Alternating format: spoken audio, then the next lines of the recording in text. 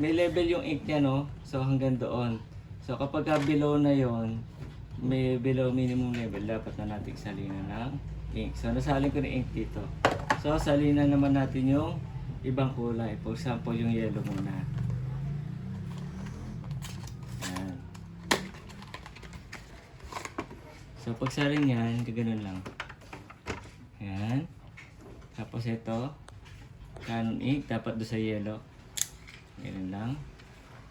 Napakadali lang ng pagsalin nito. Tapos may ganyan yan, di ba? So, gagawin mo lang. Shoot mo lang.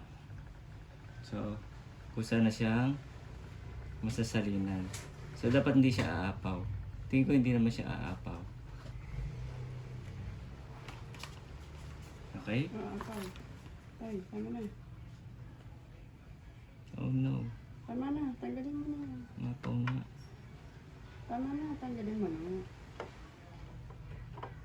Oh, no. Todo na yan, wala na. Wala na, sakto lang.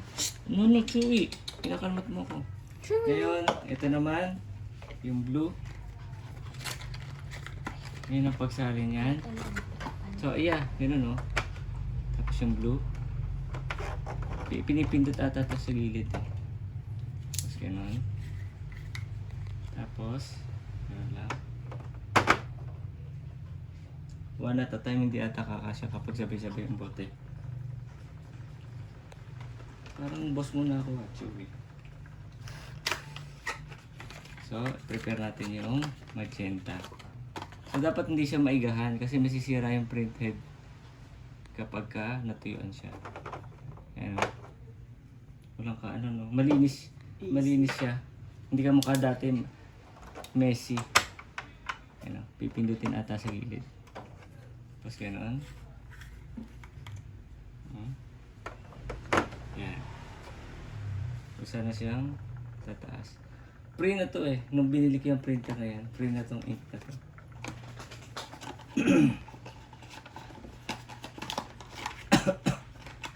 Okay na. Okay na. Ay, mga bote mo na yan. Perfect na. Oo. Mas maganda yung ano, yung latest model kasi to eh. Ito printer na to. Pero latest din. Kaya yung design ano, long lasting. Tapos yan, ganyan yan oh. Ganyan. Pag bukas yan, itataas lang ganyan, di ba? Tapos lock na yan. Para maibaba yan, huwag mo itutulak na gano'n. Tataas mo lang na gano'n. Tapos bababa mo ulit. Gano'n. So kapag may nag-jam, dito nyo lang binubuksan. Yan. Tapos ganun mo ulit. Yan. Okay na. Okay. Subscribe. Heart like. Heart. Yummy heart. Like, subscribe.